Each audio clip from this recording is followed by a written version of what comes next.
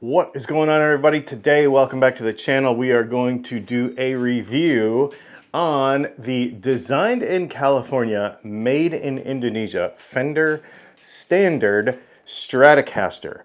This is going to be a very straightforward review because, spoiler alert, the guitar is good.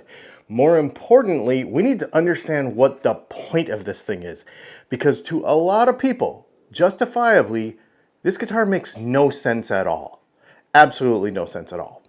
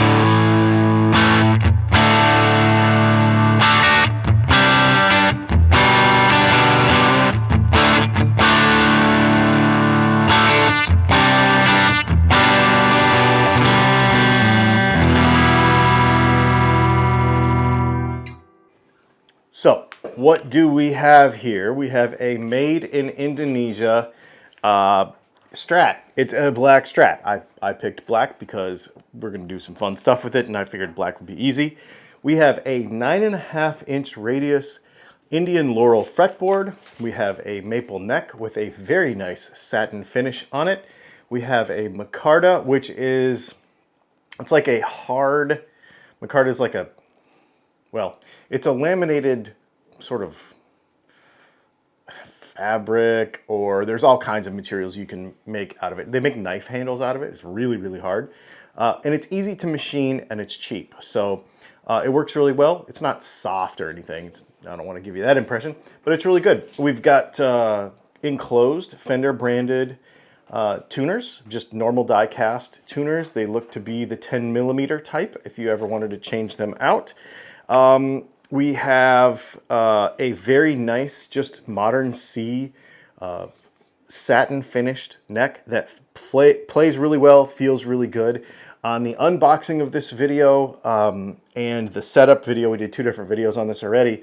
The guitar set up nicely. It was great. I put 10s on it because I don't like the stock 9s that come on most Fenders. So before I started really playing it, I just put 10s on it. I should say that when I put 10s on it, for those of you that might want to do that, I didn't really have to mess around with the setup at all. The only thing I changed on the guitar once the setup was done, or once I put the strings on it, was the low E and the A were within Fender spec for height, but a little high for me, so I just lowered those two strings just a little bit. I did not float the tremolo on it. It's got a nice two-post tremolo here. The one weird thing, if you didn't see the unboxing video, is that it's got 4 tremolo springs in here, but only 3 came installed on the guitar, which was sort of weird. I've never seen that before. So I went ahead and put that 4th spring back in there, and it works great. We took the pick guard off. You can see underneath there that we've got some ceramic kind of generic pickups. Makes sense. Single hum. In this case, they come obviously in a couple of different categories, or a single and a single hum. But I like single hum, so that's what we went with. It's interesting. They're actually sort of radiused, sort of like a Silver Sky pickup, which is kind of interesting. But they're steel slugs with ceramic bars underneath. We have 250K pots by Alpha. We have a nice switch, actually. It's not the normal plasticky switch that goes in most stuff. So the hardware on it is actually really nice. I would say it's definitely a step up above a Squier when it comes to even the hardness of the metals and the niceness of the screws and all that kind of stuff. Definitely nicer than the Squier line.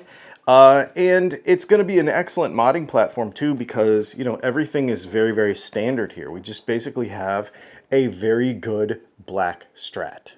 You heard the pickups there. We've got a about 5.4K ceramic neck pickup and middle pickup, and then we've got about a 7.4K. I think it's Alnico 5 from the measurements that I took. I can't really tell, but Alnico 5 humbucker pickup there. No coil split or anything. Just a normal ceramic pickup. And it sounds good. It sounds like a good guitar. The pickups are. It sounds like a great Strat. I think for most folks, and we're going to get into the reason for this guitar existing here in a minute, but I really think that the guitar's good. I think they hit the mark with what they were looking for here, with what they were trying to do with this instrument at this price point. So let's talk about what that actually is. If you followed the guitar business at all for the last 4 or 5 years, you'll notice that prices on everything have gone up, right? And that has really affected the Fender line. So when we think about the models that are intended, the way they're marketed in the Fender line, there's always been the entry-level instruments that are Squiers, right? So those are designed by Fender, made in Asia, and they are supposed to be an entry-level instrument. Even the entry-level costs of those, as they add features to them, start to creep up there towards the $500 mark, right? $550. There are some guitars that kind of creep up that direction based on how many features there are and such. But those are sort of intended to be the entry-level instruments for Fender. The mid-level instruments for Fender, up until recently, have always been the Made in Mexico series, right? And they used to, if you recall, a few years ago, they would start around that $600 mark or so, and they'd creep up to about the $1,000 mark, something like that, right? But in the last few years, labor costs and other things have caused Made in Mexico products to become more expensive. And it's not just guitars, it's everything. We've seen everything that's made in Mexico become more expensive. So here's the problem. If we have a $500 Squier instrument, right, an entry-level instrument, and then we have the now probably 800 and up-ish Made in Mexico guitars with the Fender branding, there is a hole. Fender does not like holes in their lineup, so they want to fill that hole. So how do you fill that hole? How do you get a good quality instrument that does not have the sort of brand identity issues, at least in America, with Chinese products, but below the cost to manufacture of the Made in Mexico products? You go to Indonesia. So you go to Indonesia and you buy a guitar because build a guitar because labor prices are low there. That's also probably, in my estimation, from the things I know from talking to folks that buy wood for various companies, is why poplar is used and also why Indian laurel is used, because it's very easy to source those products, those materials in Indonesia. So now what you have is you have a guitar that's built at a price for that $500 to $600 mark. It fills that hole, right? It brings people into the Fender brand out of Squier, and they leave Squier alone. They leave it alone, but they fill the hole between Squier and Made in Mexico because those Made in Mexico prices have crept up. And honestly, it's just the way the world is. It's just the cost of things. It's just how much stuff costs now. So what they've done is they've made a guitar. That's it. That's why it's called the Standard. It's a guitar. It is a great Strat. Quality was excellent. The finish, the fretwork, the tuning stability, all of everything. The setup was relatively good. Everything out of the box on this guitar was standard. Like, it was just standard. The pickups, I think they sound better than the Squier pickups. Like if you were to go to like a classic vibe, something like that, I think these pickups sound better. Well, the fretwork is really good. The components electronically are better. So we've got alpha in there, which for those of you that are CTS junkies like me might not think that, but for a mid-range guitar like this, to have alpha pots in it, to have not the goofy circuit board switch, and to have a guitar that is easily upgradable to anything we want in the future. That's what I'm going to do with it. I'm going to get rid of the ceramic pickups, and we're going to put a loaded pickguard in here, and I'm going to have some fun with it. What do you think, buddy? How do you think the output jack smells? Does it smell good? Okay, good. So what they've done is they've created a perfectly adequate guitar that is consistent, no surprises, that they can get someone into the Fender brand at that little bit lower price point than the Made in Mexico guitar. Not doing anything with the Squier line. It makes total sense.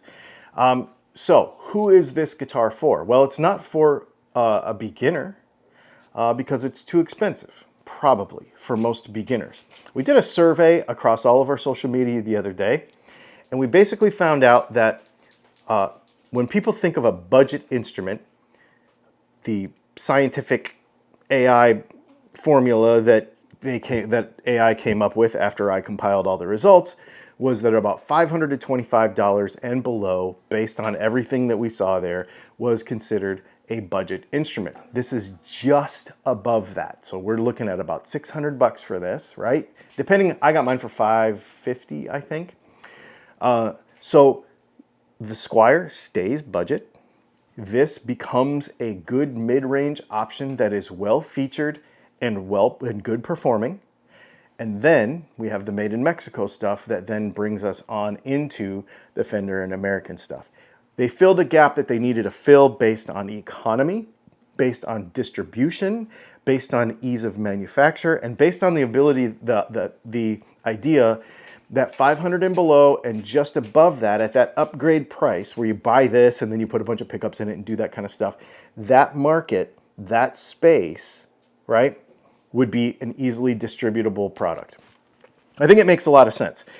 For those of you that are like, this should be a Squier, blah, blah, blah, blah, blah. First of all, isn't that what you've wanted for years, is a Squier-ish guitar that actually said Fender on it? I've heard that for many years. And the other thing is, if you don't think this guitar is for you, then that's totally fine. Just go ahead and buy a Squier. Those still exist, right? Obviously. And if you don't think this is the guitar for you because you want a Made in Mexico guitar, those guitars still exist too.